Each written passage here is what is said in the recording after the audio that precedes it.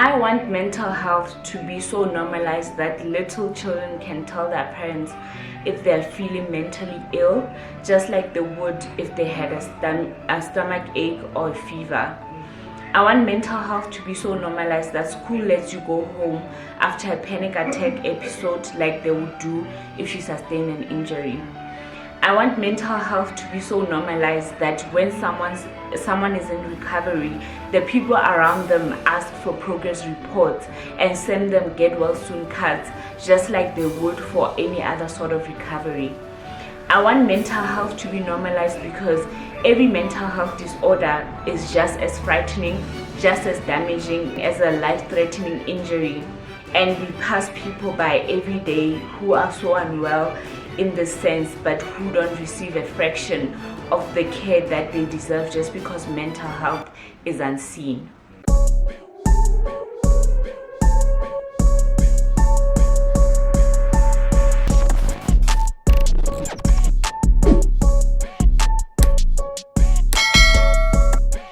Hey Slayers! I hope you guys are fabulous. My name is Tumi and this is Young, Broke and Fabulous. If it's your first time here, you are not a Slayer yet. To become a Slayer, all you need to do is click subscribe and hit the notification bell and the all options so you don't miss a notification every time I post a new video.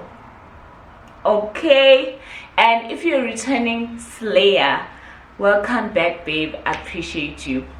So guys, today, I don't know, it's a gloomy video, but I'm always excited when I am doing a video for the Slayers. It was actually in my content plan to talk about my situation in terms of like struggling to get life cover or a nice quote for life cover because I have a mental illness, and that's just one thing I wanted to talk about. And another thing I wanted to talk about is my experience sleeping in a psychiatric ward.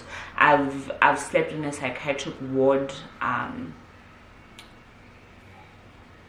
2 times, so I am going to push those videos up to next month, and I'm going to be talking about the struggles of people with mental illness that are not visible. And I really wanted to talk about this because I can literally go to my Instagram right now, post where I was happy, but later on I wasn't happy that day because I was going through a depressive episode. Or I remember this day when I had like a manic episode and my sister was around. I took pictures, I posted on Instagram, I posted something positive. It doesn't mean I was faking. It means I was still moving on with life despite the fact that I was going through this. Because now there's this thing that if you have if you have depression or if you have a mental illness, it's supposed to show. If you have bipolar, you're supposed to be up and down, like your emotions are supposed to be unpredictable. You're supposed to always be you're supposed to show, it's supposed to show that you actually have bipolar. And I've had those conversations so many times when people are like, wow, really?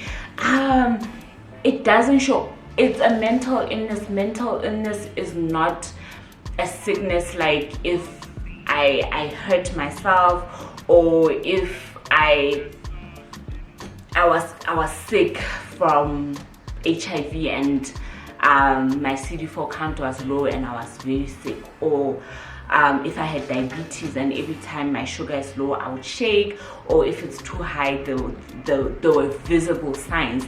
It's not the case with it. So people expect it to be very face value for them to believe that it's there, and if you are posting happy, you are faking your life.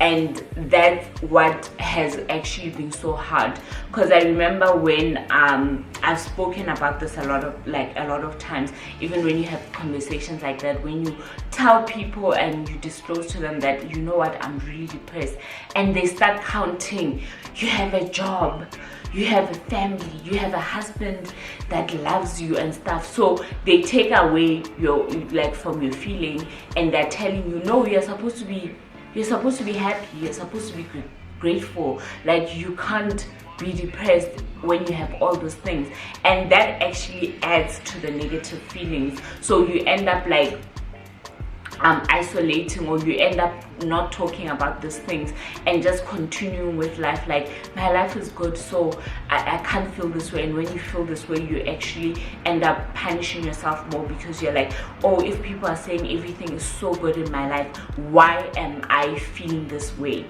And that whole perspective that society has on depression and on any mental illness, that this person comes to work every day, does their work, they have their life in order, but now what was the switch? If, say for instance, I called, like my husband calls into work the other day and says like, the next day after me completing a full day at work, and says like, oh, she's in hospital, she's off herself, or like whatever the case may be, people are like, the fact that people are going to question that, was she really depressed or she was faking, whatever. Like, it's an illness like any other. Like, you live with it, but you want to continue with your life. If you have flu, you still like, okay, not flu, you like, there's downtime when there's flu, but if you can be fine and then the next day go through an episode. That's how mental illness works. And I wish people could be more enlightened. If somebody is depressed, it doesn't mean that their life is bad, and it doesn't mean that they want, like, they actually they still like show the nice parts of their life, and they celebrate the nice parts of their lives. You can't expect someone who's depressed to now be constantly posting about how depressed they are, because also society itself, as soon as you do that, now you are a drag, you are annoying, you can't be doing that. But once something tragic happens, they're like, but yeah, she was not, or he was not showing those things, it was a fake life. I've actually read this other thing. This girl posted, my brother had a booming business, his fitness was on point, he was the most disciplined person I know, and he had a family, and he was a family man, and he had a family that loved him, but he still committed suicide, because depression is an illness, and it's not that somebody doesn't have what do you call it, like, is weak or anything, but it's an illness like any other illness, and people do end up passing away because of the illness. It's not like only people that have their life in shambles are the ones that are depressed. I hope I'm making sense, and I hope that you guys can be more enlightened. And I want to read this thing because it's something that I think about and wish so much in my life. Like, guys, when I was going through the most last month, it was so hard for me to show up. Like, I was still going to work, I was still posting, I was still like going on with life, but I was going through turmoil. Like, I was not sleeping, it was a hard time. But the conversations that you have, because this other time there was a day like I had a breakdown and I just couldn't hold it in. I was crying and I was at work, unfortunately. And those conversations that you should be strong for the people around you, you can't afford to break down right now, those things stay in your mind. So you just bottled all these things up, you don't talk about them, you don't say anything, and you just go through these things alone, and you push on with life, and you take that advice of you must be strong for your family, you can't afford to, you like those words really can be and are big determining factors in someone's mental health getting worse, mental state getting worse, and that your life is so perfect right now and everything good is happening, but the sickness is not telling you that, and it's a totally different story. It's hard. It's actually hard. For me, I can't talk to suicidal thoughts because I I've never had them, but there was a time when I was so unhappy where I was that like I would be driving to work and I'd just fantasize about maybe like a car coming and crashing into me, or then maybe I wouldn't be the one that did it, like it would have just happened. So I've had those thoughts, but I can't speak necessarily on like literally intending and doing like self-harm. It's so sad because the mental illness is not something that's visible, it's not something that's seen, it's not something that's physical. It's so hard to call in to work and say my mental state is not okay right now, I can't come in.